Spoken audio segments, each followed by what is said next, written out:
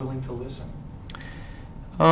That's a very good question. And I think most people that are able to make a sustained contribution over time rather than just a peak are very internally driven.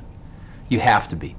Because in the ebb and tide of people's opinions and of fads, there are going to be times when you are criticized, and criticism is very difficult. And so when you're criticized, you learn to pull back a little and listen to your own drummer.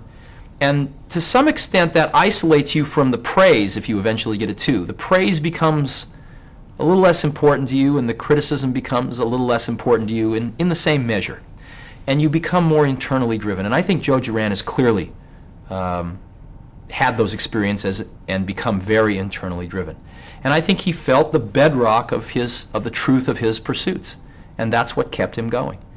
I don't think that he got. I think that the great satisfaction that he got from Japan did not end in the 50s. I think he probably looks at Japan as something that he helped nurture along, and as every decade has passed, he sees his ideas blossoming even more. So I'm sure he gets tremendous satisfaction from having injected a very important ingredient into the early post-war culture of Japan, and he probably sees that in every branch and leaf of a fairly large tree.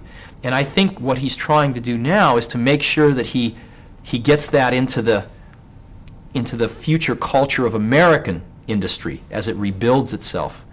And I think if he is successful, which I think he is on the verge of being, that in his last breath he will feel comfortable knowing in the decades to come that his work will get recognition.